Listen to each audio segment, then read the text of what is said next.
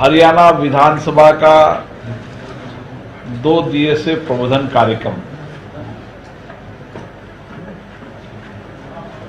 भारत की संसद की संस्था प्राइड द्वारा आयोजित किया जा रहा है। भारत की संसद की प्राइड विश्व स्तरीय लोकतांत्रिक मूल्यों, आदर्शों, नियम प्रक्रियाओं और नए नवाचारों के अध्ययन और प्रशिक्षण की एक विशिष्ट संस्था है। भारत की संस्था प्राइड ने अभी तक दुनिया के 100 से अधिक संसदों के संसद सदस्य, वहां के अधिकारियों के प्रशिक्षण आयोजित करें और उसी के साथ देश के अलग अलग राज्यों के अंदर विधानमंडल में चुने हुए जनप्रतिनिधियों, उस विधानमंडल के अधिकारी कर्मचारियों और लोकतंत्र की जितनी चुनी संस्थाएं हैं, पंचायत हो, नगर पालिका नगरीय सरकार हो, सहकारिता क्षेत्र हो, उनका भी प्रशिक्षण शिविर आयोजित करते हैं। इस 2 दिन के प्रबोधन कार्यक्रम के अंदर हमारे नए चुने हुए जनप्रतिनिधि और अनुभवी जनप्रतिनिधि जो एक बार से ज्यादा विधानसभा में चुनकर आए हैं,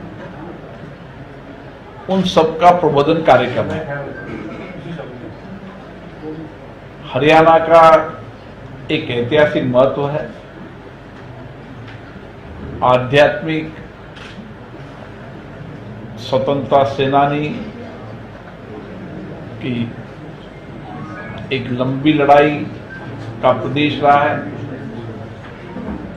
और गीता का संदेश, क्रम प्रधान संदेश भी इसी धरती से गया है। और पानीपत का युद्ध हो, ऐसे ऐतिहासिक कई घटनाक्रम हैं और इसीलिए हरियाणा आज भी यहाँ के नौजवान सीमा पर देश की रक्षा का काम कर रहे हैं, अर्धसैनिक बलों में काम कर रहे हैं, कृषि के क्षेत्र में उन्नत कृषि, खिलाड़ियों के क्षेत्र के अंदर देश में सबसे ज्यादा खिलाड़ी हरियाणा, ऐसी कई ऐतिहासिक और इतिहास की घटनाएं इस प्रदेश में रही है। और इसी तरीके से हरियाणा विधानसभा का भी एक समृद्ध लोकतांत्रिक इतिहास रहा है। इसलिए यहाँ के विधायकों का एक अनुभव है और मेरा मानना है कि विधायी क्षमता जितना श्रेष्ठ नेतृत्व करेगी, उतना ही लोकतंत्र सशक्त मजबूत होगा। लोकतंत्र में चर्चा, संवाद लोकतंत्र की आत्मा है। सहमति, असहमति हमारे लोकतंत्र को ताकत है और दुनिया के अंदर हम ये गर्व के साथ कह सकते हैं कि सबसे बड़ा लोकतंत्र भारत भी है और चर्चा, संवाद, सहमति, असहमति से हमने इस 75 वर्ष की यात्रा के अंदर देश के सामाजिक आर्थिक विकास के नए मापदंड विस्तारित किए। हमने आजादी के बाद संविधान के मार्गदर्शन के अंदर, चाहे राज्य की विधानसभाएं हो, चाहे संसद हो, नए कानून बनाने का काम किया है।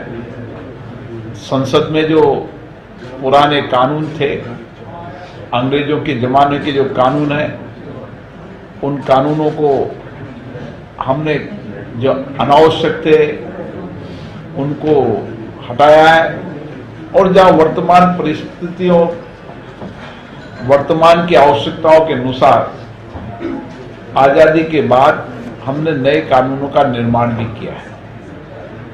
इसलिए कानून बनाने का एक काम राज्य की विधानसभा और लोकसभा का होता है, और कानून बनाते समय अच्छी चर्चा हो, संवाद हो, सकारात्मक चर्चा हो, इसके लिए ये विधायी प्रशिक्षण बहुत आवश्यक है, क्योंकि टेक्नोलॉजी ने बहुत कुछ परिवर्तन किया है। इसलिए कानून बनाते समय पुरानी डिबेट, चर्चा, संवाद का व्यक्ति अध्ययन कर सके, जनप्रति अध्ययन कर सके, ताकि बेहतर तरीके की चर्चा संवाद कर सके। इसी के साथ विधायकों को बड़ी अपेक्षाओं के साथ जनता चुनकर भेजती है।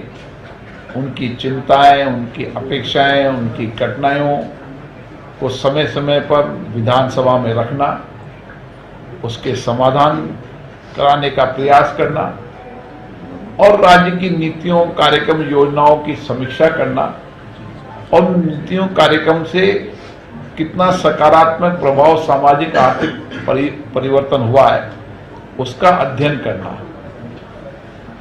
माननीय विधायक जो चुनकर आते हैं एक विधानसभा के जरूर विधायक हैं, लेकिन उन पे पूरे राज्य के नेतृत्व की जिम्मेदारी होती है।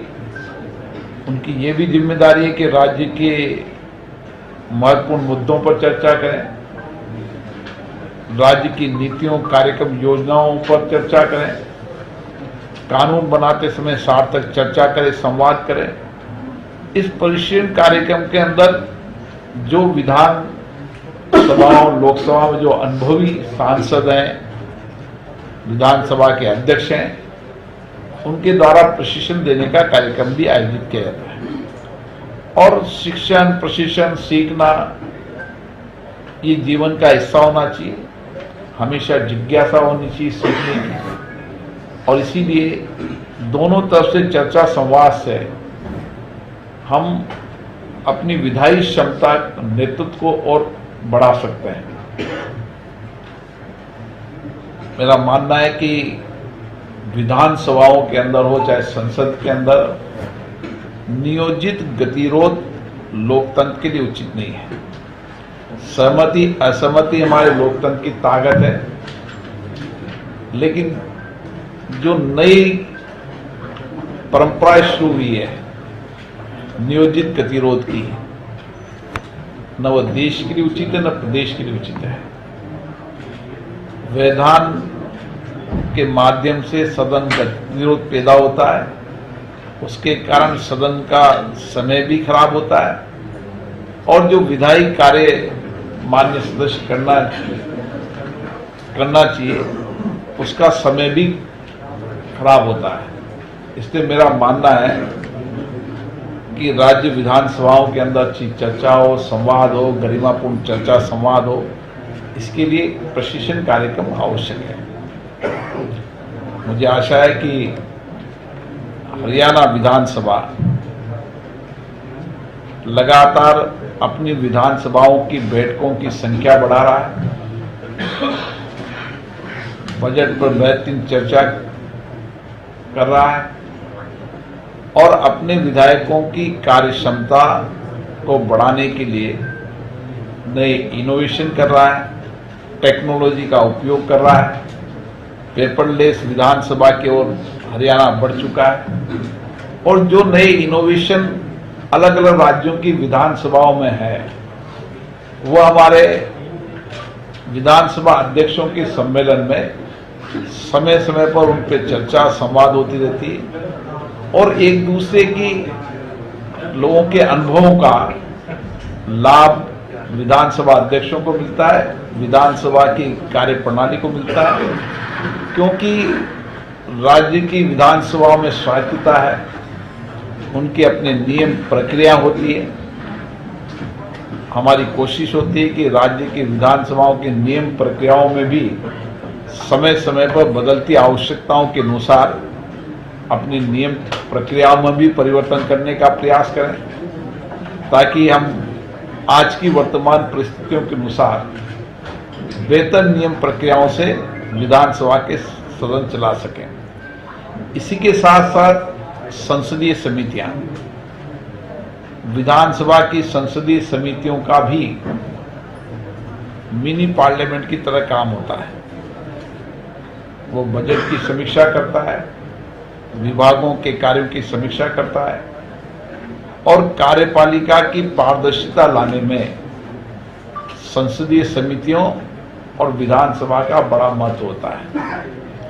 इसलिए शासन में पारदर्शिता है, कार्यपालिका में जवाबदेही हो, ये विधानमंडल हो चाहे संसदीय समितियों, इनका ठीक से बेहतर उपयोग विधायक कर सके, ये भी इस प्रशिक्षण कार्यक्रम का एक हिस्सा होता है, ताकि हम लोकतांत्रिक मूल्यों को स्थापित करते हुए लोकतंत्र की लोगों की भावनाओं, लोगों की अपेक्षाएं को बेहतर तरीके से विधायक जानता है। और इसीलिए जितना विधायी क्षमता उसकी नेतृत्व अच्छा होगा, उतना ही बेहतर वह कार्यपालिका पर नियंत्रण कर पाएगा, कार्यपालिका में पारदर्शिता लाएगा और शासन में जवाबदेही तय कर पाएगा। ऐसे हमारे प्रशिक्षण के कार्यक्रम चलते रहते हैं। मुझे आशा है कि हरियाणा विधानसभा 2 दिन के अंदर प्रशिक्षण कार्यक्रम से उनकी विधायी क्षमता, उनकी नेतृत्व क्षमता और अच्छी होगी। आपने संबोधन में कहा था कि जो संसदीय समिति है, मिनी पार्लियामेंट है, अभी भी कहा आपने कि ड्राफ्ट जो लेजिस्लेशन का तैयार होता है, आपने कहा अगर वो संसदीय समितियों के पास डिस्कशन किया जाए तो और अच्छा बेहतर हो सकता है कि अधिकारी जो है वो उसको कर लेते हैं। पर मेरा ये जहाँ तक मेरी जानकारी है कि ड्राफ्ट वैसे भले ही अधिकारी करें, कैबिनेट में वो जाता है, कैबिनेट में सारी कैबिनेट बैठी होती है, उसमें डिस्कशन होता है और फिर जब उसके बाद मंजूर होने के बाद विधानसभा या लोकसभा में पेश करते हैं तो वहाँ भी चर्चा होती है। तो इसमें हमारे यहाँ तो वैसे वर्तमान स्पीकर साहब और करने वाले स्पीकर साहब ने भी ये सुनिश्चित किया था कि 5 दिन पहले कम से कम एमएलए के बाद वो चला जाता है कि डिस्कशन हो, पर कई बार वो लेट हो जाता है। तो इसमें इस तरीके से आप चाहें कि और बेहतर तरीके से, मतलब कितने दिन पहले लेजिस्लेशन तो पहले पार्लियामेंट की तरफ से तैयार होता है। हर राज्य की विधानसभा की अपनी अपनी स्वायत्ता होती है, उनकी नियम प्रक्रिया होती है, लेकिन हमें प्रयास करना चाहिए कि हमारा जो लेजिस्लेटिव वर्क है, जो हमारे बिल बनाने का जो प्रोसेस है, उसके अंदर जो बिल के प्रारूप हैं, जो प्रस्ताव है, वो परिचालित किए जाते हैं जनता के, और जनता जब प्रचारित करते हैं तो जनता के सुझाव भी उसमें आते हैं। संसद के अंदर आवश्यक होने पर कई विधेयकों को संसदीय समितियों के पास भेजा जाता है। संसदीय समितियों के अंदर सभी दल के प्रतिनिधि होते हैं। उस विधेयक पर वहाँ भी व्यापक चर्चा मंथन होता है, स्टेक होल्डरों से भी चर्चा की जाती है। जो उस कानून से प्रभावित लोग हैं, उन सब वर्गों से संसदीय समिति चर्चा करती है। तो उसके बाद संसदीय समितियां जो विधेयक सदन में रखती है, उस पर फिर चर्चा होती है, तो उससे कानून ठीक बनता है। कई राज्य विधानसभाओं के अंदर प्रक्रिया है। मुझे आशा है कि हरियाणा के अंदर 5 दिन की प्रक्रिया, कई राज्य विधानसभाएं तो 1 दिन की प्रक्रिया होती है। हम वहाँ भी कोशिश करते हैं कि सुबह विधेयक लाते हैं, शाम को पारित कर लेते हैं, ऐसा भी मैंने देखा है। तो ये उचित नहीं है। कोशिश करना चाहिए कि विधेयक कम से कम आप प्रचालित ठीक समय पे करें, ताकि उसको ठीक से जनप्रतिनिधि पढ़ सके, अध्ययन कर सके, स्टेक होल्डरों से चर्चा कर सके और बेहतर संवाद कर सके। जितना विधायी क्षमता के अंदर कानून बनाते समय चर्चा संवाद होगा, उतना ही बेहतर कानून। इसके साथ साथ हमारी प्राइड लेजिस्लेटिव ड्राफ्टिंग का भी प्रशिक्षण का कार्यक्रम आयोजित कर रहे हैं। वर्तमान में लेजिस्लेटिव ड्राफ्टिंग के अंदर कमी आ रही है और अनुभवी लोगों की कमी आ रही है। इसलिए अभी तक हमने 15 राज्यों के अंदर लेजिस्लेटिव ड्राफ्टिंग का प्रशिक्षण शिविर आयोजित कर लिया है, जिसमें अलग अलग विभाग के अधिकारी भी होते हैं और विधानसभा सचिवालय भी होता है। जितना बेहतर लेजिस्लेटिव ड्राफ्टिंग बनेगा, उतना ही बेहतर कानून बनेगा। और इसीलिए हमारे गृह मंत्री जी पहले उद्घाटन में आए थे और उसके बाद हमने सभी राज्यों की विधानसभाओं में और राज्यों के अंदर ये काम शुरू किया है। मेरा मानना तो ये भी है कि जितनी भी चुनी संस्थाएं हैं, ग्राम पंचायत, नगर पालिका, नगर निगम, नगर परिषद, ये सब जनता से चुनी संस्थाएं हैं और इन संस्थाओं के अंदर भी जैसे विधानसभा, लोकसभा, वैसे ही इनके सदनों के अंदर भी व्यापक चर्चा होनी चाहिए। ग्राम पंचायत में ग्राम सभा का एक प्रावधान है, लेकिन ग्राम सभा हो उसमें ज्यादा देर तक चर्चा और संवाद हो। पंचायत समिति में जब चुनकर आते हैं, पंचायत समिति के अंदर चर्चा हो, विषयों पर चर्चा हो, तो वो भी विधानसभा के मिनी विधानसभा की तरह काम करें। नगर पालिका, नगर परिषद मिनी विधानसभा का काम करें, विभाग वाइज अलग अलग चर्चा करें। लेकिन अभी हम परंपरा देख रहे हैं कि चाहे पंचायत हो, चाहे पंचायत समिति हो, चाहे जिला परिषद हो, नगर पालिका हो, नगर परिषद हो, इसमें और प्रशिक्षण की आवश्यकता है। मेरा मानना है कि वो सदनों के अंदर जितनी गंभीर चर्चा होगी, जितना जनता की सक्रिय भागीदारी होगी, उतना ही हम कार्यपालिका पर नियंत्रण कर पाएंगे, शासन में पारदर्शिता लाएंगे और करप्शन को रोक पाएंगे। और इसीलिए आप सबका सहयोग चाहिए कि उसमें क्या है, पत्रकारों का सहयोग इसलिए आवश्यक है कि वह ऐसे जो परंपराएं हैं उन परंपराओं को डिस्करेज करें, अच्छी परंपराओं को लागू करें। सर, एक सवाल इसमें जो हरियाणा का हिस्सा है सर, विधानसभा में या सेक्रेटेरिएट में सर, उस पर सवाल उठता है। जैसे आपके सामने आज उठा, तो उसमें सर जो हरियाणा की हिस्सेदारी 40% है और 60 पंजाब की है, तो वो हिस्सा कब तक हो पाएगा? जैसे सर विधानसभा की नई मांग के लिए जमीन की मांग हो रही है, ये सब चीजें सर ये विशेष शासन का होता है और दोनों शासन बैठकर चर्चा करना है। इसमें लोकसभा और विधानसभा हस्तक्षेप नहीं करती। सर, आपका एक अनुभव रहा है लोकसभा के अंदर, तो लोकसभा में आपको क्या लगता है, आपने जो बात करी अभी की एक नई परंपरा शुरू हुई है और एक अराजकता का भी दौर हो रहा है और उसका कामकाज जो है प्रभावित किया जाता है नियोजित तरीके से, तो उसको लेके कौन सा दल आपको लगता है कि ज्यादा इस परंपरा के अंदर शामिल हो रहा है? देखिए, हम प्रयास करते हैं। इस बार का बजट सत्र की प्रोडक्टिविटी 117% रही। जब कोविड का समय था, जब प्रोडक्टिविटी हमारी 165%, 145% रही। ऐसा नहीं कि सदन में देर रात तक बैठकर भी माननीय सदस्यों ने चर्चा की। कोविड जैसे विपरीत समय में भी देर रात तक बैठकर चर्चा संवाद की। तो ऐसा नहीं है कि सदनों के अंदर चर्चा संवाद, लेकिन कई बार नियोजित तरीके से गतिरोध होता है, वह लोकतंत्र के लिए उचित नहीं है।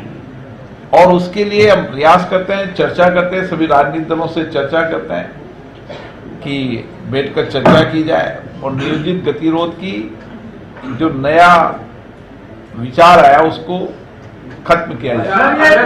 एक विषय है सर, ये अधिकारियों का जो सम्मेलन होता है, इस तरह से एक मिनट, मैं सदन चलाना जानता हूँ। लोकसभा में ये नियोजित आप बोले और एक बार एक व्यक्ति एक ही प्रश्न पूछे। हाँ जी, मैं वो Prakash Rai, Bharat express news channel से सर। मैं ये कहना चाहूंगा कि हम लोकसभा देखा अभी जो चल रहा है, अभी हमारे देश में महाकुंभ सबसे बड़ा एक आयोजन चल रहा है, तो बहुत बड़ी व्यवस्था है, उसमें कमी बेसी होती रहती है। लेकिन जिस तरह से देखिए, सभी लोग चाहते हैं, देश की जो 1.5 अरब आबादी है कि हम स्नान करें, बहुत लोग नहीं पहुंच पा रहे हैं। तो संसद में कई दलों के नेताओं ने, एमपीओ ने, सांसदों ने ये सवाल उठाया कि जिस तरह से सरकार को सुविधा देनी चाहिए, ट्रेनें ज्यादा करें, बस कुछ करें, और फ्लाइट, खासकर हवाई जहाज, कई लोग जा रहे हैं। तो जो 5,000 किराया है, 50,000 किराया हो गया है। अगर मान लीजिए कोई वहाँ बीमार हो गया, उसको वापस आना है, वो मजबूरी में उसको भी वैसे करना पड़ रहा है। तो अगर इस तरह पर भी मैंने देखा, निशिकांत दुबे जो है हमलावर हो रहे थे अखिलेश यादव पर जब उन्होंने ये सवाल उठाया, तो क्या इस तरह मतलब उचित है? देखिए, संसद हो चाहे विधानसभा हो, हर लोकतांत्रिक मंच में अपने अपने दल की विचारधारा के आधार पर, उनकी नीतियों के आधार पर अपनी बात कहते हैं। सहमति असहमति आलोचना ये हमारे लोकतंत्र की ताकत है। कई बार आलोचना से भी पारदर्शिता आती है, शासन के अंदर जवाबदेही होती है, लेकिन आलोचना सकारात्मक हो, सुझाव के रूप में हो, समस्या के समाधान का रास्ता बताने के लिए हो, तो लोकतंत्र की मंच की ताकत बढ़ती है। इसलिए अपने अपने विचार हैं, लोकतंत्र में सबको अपने विचार कहने की स्वतंत्रता इस देश के अंदर, ये तो लोकतंत्र है।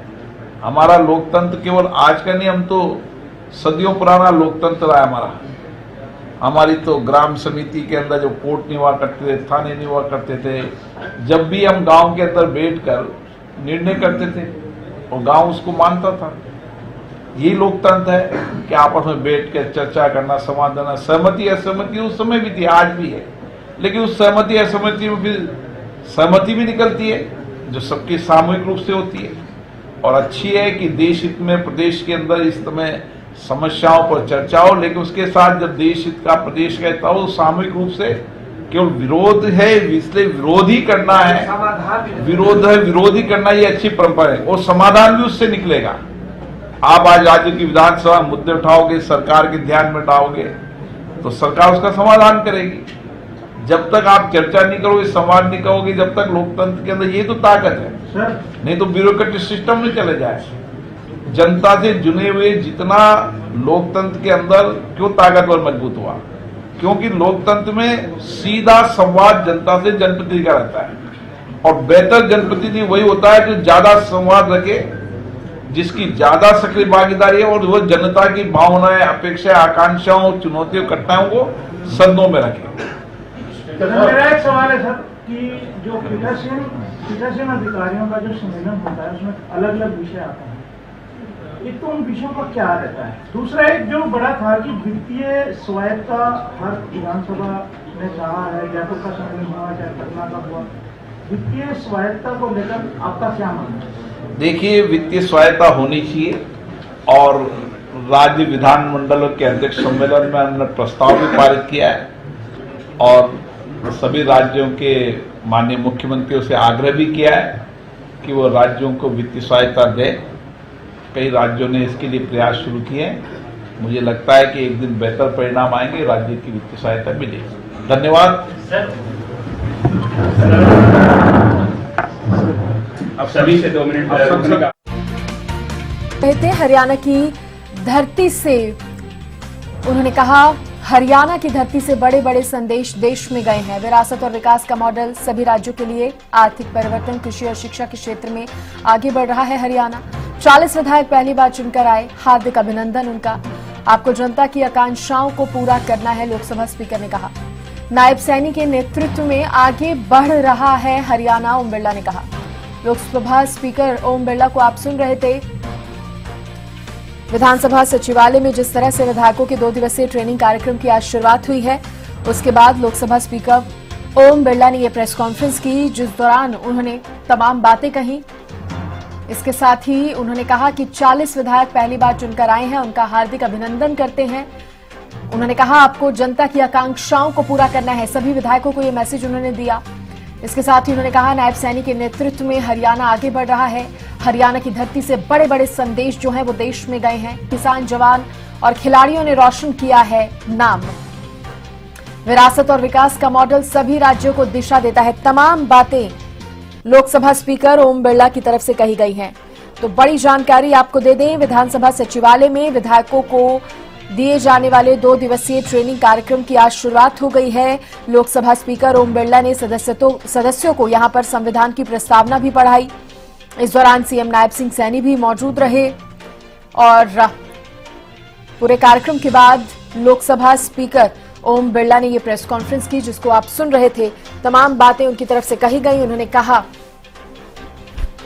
कि जो भी पहली बार चुनकर आए गए हैं 40 विधायक, उनका अभिनंदन करते हैं और सभी विधायकों को जनता की आकांक्षाओं पर खरा उतरना है।